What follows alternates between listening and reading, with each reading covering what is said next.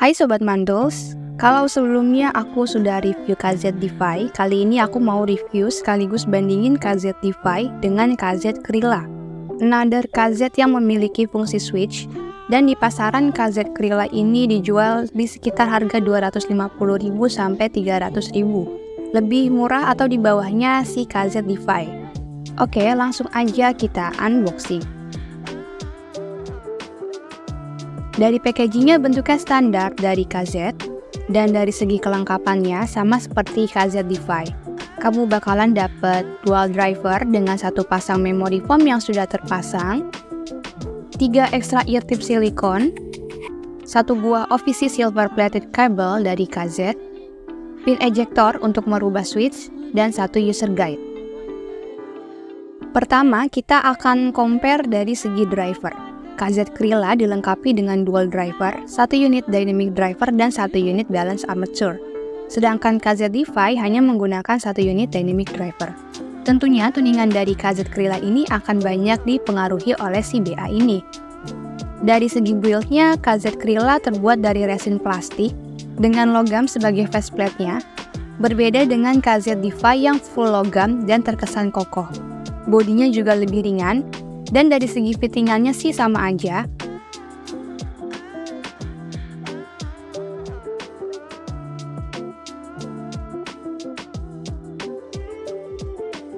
Switch-nya sama, ada 4, letaknya di bagian atas housing drivernya. Untuk nozzle-nya, materialnya dari plastik dengan diameter yang cukup lebar. Memory foam bawaannya hanya satu ukuran dan karakternya sama seperti KZ-Defi. Extra ear tips-nya dapat 3 pasang dengan pola bintang atau KZ Starline. Nozzle ear tips-nya lebih panjang daripada nozzle ear tips pada Defi.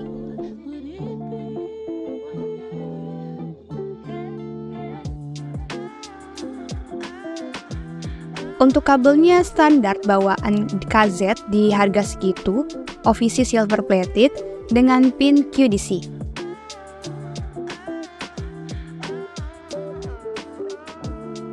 Selanjutnya masuk ke impresi suaranya. Apa sih yang membuat dia berbeda dari KZ-Defi? Dan apa poin keunggulan yang KZ tonjolkan lewat Krilla ini? Mengingat si Krilla ini di launching nggak lama setelah si KZ-Defi. Pertama, aku pengen kasih pendapat mengenai impresi suara versi standar atau ketika switch-nya off. Untuk bassnya seperti agak dinaikkan dan lebih fokus di mid bass dengan tipikal bassy harmon. Attack dan ekornya pendek dan cepat, cocok buat track metal atau yang banyak double pedalnya. Bassnya lebih hadir ketimbang Defi, tapi masih belum masuk dalam kategori bass head. But, aku coba untuk lagu EDM atau hip hop, bassnya masih dapet. Untuk midnya slightly agak mundur dan ramping, berbeda dengan KZ-Defi yang lebih menonjolkan mid.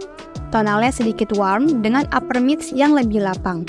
Untuk vokal pria terasa kurang berbobot ketimbang yang wanita. Treble KZ Krilla extend, sparkly, dan terasa ringan. Sepertinya fokus BA-nya ini ada di frekuensi high. Ada sedikit peaks yang kerasa di beberapa track yang cenderung berdesis. Overall sih keseluruhan tuningannya cenderung U-shape atau slightly V-shape ya. Untuk teknikalitasnya aku bisa bilang KZ Krilla ini sedikit ada di atasnya KZ-Defi. Walaupun perbedaannya hanya sedikit. Untuk soundstage dan detail masih di level average untuk harganya, tapi di bagian imaging cukup impresif positioningnya, rapi, kayaknya bakal bagus buat main game. Tapi aku belum pernah coba buat gaming ya. Selanjutnya untuk switch-nya nggak beda jauh dari Defi, switch 1-3 untuk bass, dan switch 4 untuk frekuensi atas.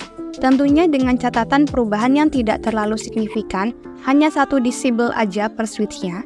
Switch pada Krilla ini tidak terlalu noticeable perubahannya kalau dibanding Defi.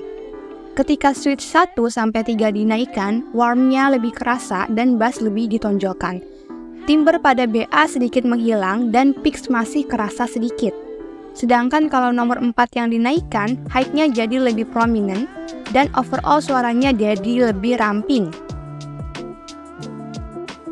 Oke, kesimpulannya untuk KZ Krilla ini sangat worth to buy dari suara dan teknikalitasnya, mengingat harganya hanya 200 ribuan, masih di bawah KZ-Defi.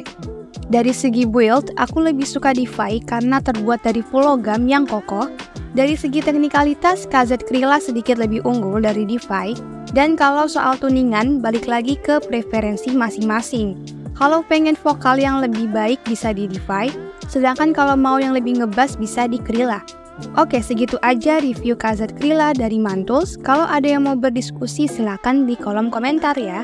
See you in the next video.